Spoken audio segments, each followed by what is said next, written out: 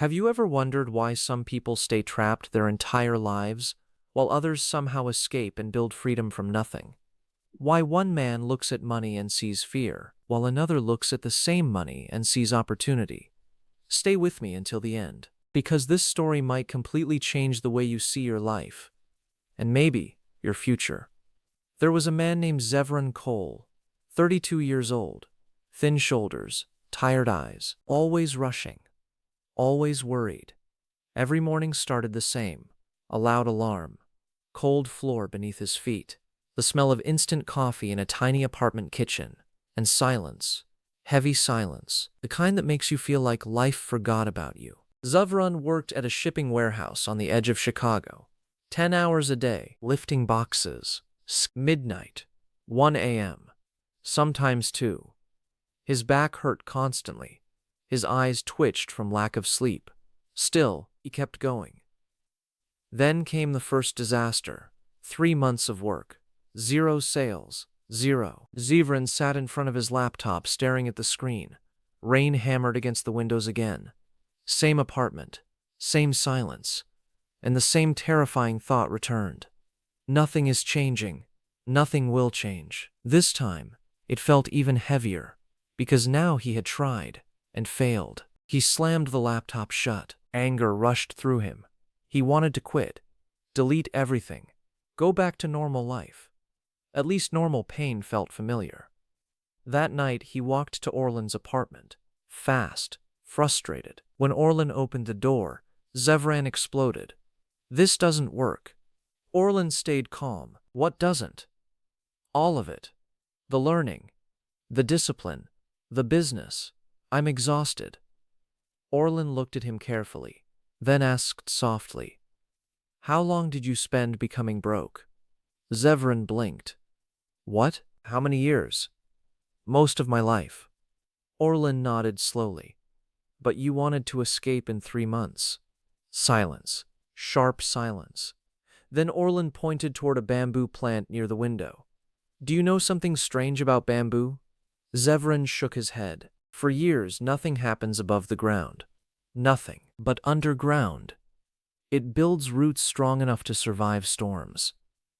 Orlin looked directly into his eyes. "You are in the root season." That sentence hit differently, because deep down, Zevran knew he wasn't the same man anymore.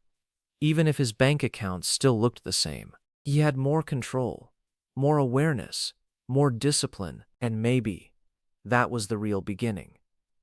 The next morning, he tried again, then failed again. A client ignored his proposal. Another laughed at his pricing.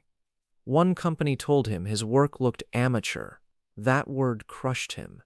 Amateur. He sat alone in the warehouse bathroom, staring at the floor tiles, hands shaking, breathing hard. He felt stupid, embarrassed, small. For a moment, the old Zevran came back, the hopeless one, the tired one, the invisible one. But then he remembered something Orlin once said: "Your future is hiding inside the things you avoid." So instead of quitting, he improved. He studied marketing, communication, sales psychology. Every rejection became information. Every failure became training. And slowly, very slowly, results appeared. First sale, $42. That was it, 42. But Zevran stared at the screen like he had just discovered fire. Because for the first time in his life, money entered his account without trading hours for it. He didn't celebrate loudly, didn't post online, didn't tell anyone. He simply sat there quietly, smiling, then crying, not because of the money, because of what it represented. Possibility. A few weeks later, he showed Orlin the payment notification. Orlin nodded once. "That's your proof." "Proof of what?" "That your mind is changing." Months passed. The business grew slowly, not overnight, not magically. Some months were terrible, some were decent. But Zevran noticed something strange. He no longer felt trapped, and that feeling alone was priceless. One freezing winter morning, Zevran walked past a luxury store downtown. A younger version of himself would have stopped, stared, dreamed about impressing strangers. But now, he barely looked. because his mindset had shifted. He finally understood something powerful. Rich people don't chase status first, they chase systems, and systems create freedom. That night, Orlin gave him one final lesson. They sat near the hallway window, while snow fell quietly outside. Streetlights reflected against the ice-covered roads. The city looked beautiful. Cold, but beautiful. Orlin spoke softly. The moment you stop needing money to feel important, that's the moment you start becoming dangerous. Zevran looked at the falling snow, then smiled slightly, because for the first time in his entire life, he didn't feel poor anymore. A year later, the warehouse looked smaller. Not physically, mentally. The noise, the stress, the endless complaining. It no longer controlled Zevran. He still worked there, but something inside him had changed completely. His online business kept growing, slowly, steadily. One client became 3, 3 became 10, then referrals started coming in without him chasing them. For the first time in his life, money stopped feeling like oxygen and started feeling like a tool. That changed everything. One afternoon during lunch break, the same workers sat around the same old table, complaining again, blaming again. One guy pointed at a wealthy businessman walking past outside. People like him are just lucky. Everyone nodded, except Zevran, because now he understood something painful. Most people don't hate rich people. They hate the reflection, the reminder that another life might actually be possible. And possibility scares people. Because if change is possible, then excuses become harder to protect. That realization isolated him. His old friends slowly disappeared. Some mocked his discipline, others called him obsessed. One even laughed when Zevran refused to waste money at clubs every weekend. "Bro, you act rich already." Zevran smiled politely. But deep inside, he understood the trap. Poor mindset loves company. Because growth makes comfortable people uncomfortable. One evening, Zevran returned home carrying groceries. As he stepped into the hallway, he noticed Orlin sitting quietly near the window again. But something looked different, weaker, older. The old man's hands trembled slightly. Zevran sat beside him. "You okay?" Orlin smiled faintly. "Just tired." Snow drifted outside the glass. Soft, silent. For a long moment, neither of them spoke. Then Orlin asked, "What's the biggest thing you've learned?" Zevran thought carefully. Finally, he answered, "Poor people think money solves stress." Orlin nodded slowly. "And rich thinking solves stress." The old man smiled, proud, very proud. Then he said something Zevran would never forget. "Money only becomes dangerous when your identity depends on it." Silence filled the hallway again. And suddenly Zevran remembered the man he used to be, the exhausted warehouse worker staring at $38 in his bank account, the man who felt invisible, hopeless, lost. That version of him still existed somewhere deep inside. But now, he no longer controlled him. Weeks later, Zevran finally hit a major milestone. His business income became larger than his warehouse paycheck. The moment should have felt explosive, life-changing. But strangely, it felt calm, quiet, because real success doesn't always arrive with fireworks. Sometimes it arrives silently, like sunrise. The next morning, Zevran walked into the warehouse manager's office. Same room, same buzzing fluorescent lights, same gray walls. But this time, different man.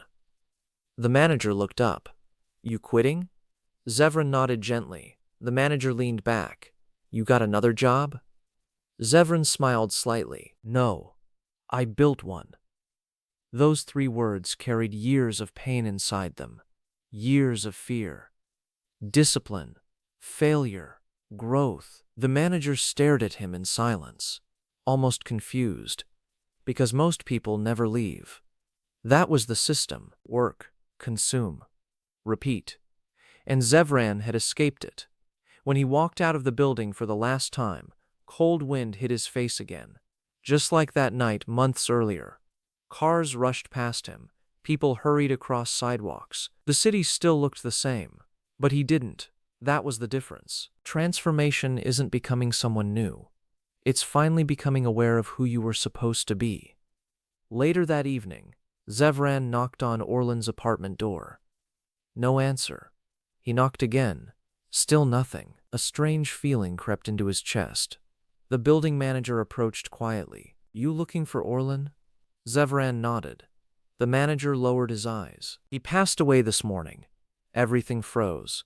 The hallway, the air, the sound inside Zevran's head. Gone. Just like that. Zevran stood there speechless, then slowly looked toward the hallway window where Orlan used to sit every night. Empty chair. Empty silence.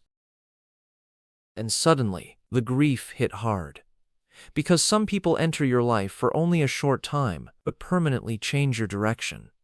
The manager handed Zevran a small envelope. He wanted you to have this.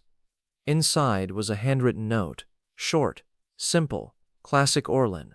It read, "Wealth is not money. Wealth is the ability to choose your life." Below that was one final sentence. "You were never broke, only programmed." Zevran stared at those words for a long time, then quietly sat beside the empty chair. Snow fell outside again. Soft jazz echoed faintly from Orlan's apartment. And for the first time in months, Zevran cried. Not from fear, not from hopelessness, but gratitude. Years passed. Zevran's business expanded across multiple cities. He hired employees, built systems, invested wisely, but the biggest change wasn't financial, it was internal. He no longer chased approval, no longer bought things to impress strangers, no longer feared money disappearing, because he finally understood the truth. A poor mindset says, "I hope someone saves me." A rich mindset says, "I'll build my own way out." That difference changes everything. And maybe right now, you are standing exactly where Zevran once stood. Tired, confused, overwhelmed, watching life pass by while wondering why nothing changes. But listen carefully. Your current situation is not your final identity. Your habits matter more than your history. Your mindset shapes your future long before money ever appears. And yes, it will be hard, painfully hard. There will be mornings you want to quit, moments where progress feels invisible, days where fear screams louder than hope. But remember the bamboo: roots first, then growth. One day people will look at your success and call it luck. They will never see the lonely nights, the discipline, the sacrifices, the silent battles nobody applauded. That's how transformation works. Quiet at first, then undeniable. Here's the identity line Zevran eventually wrote inside his notebook. Poor people wait for motivation. Rich minds build discipline. That line changed his life forever. And maybe it can change yours too. Most people will hear this, nod for 5 seconds, then continue destroying their future with comfortable habits. Don't be one of them. Try this for 30 days. Track every dollar. Wake up earlier. Learn one valuable skill daily. Stop buying things to impress people, and protect your focus like your future depends on it, because it does. Then come back and comment below what changed in your life.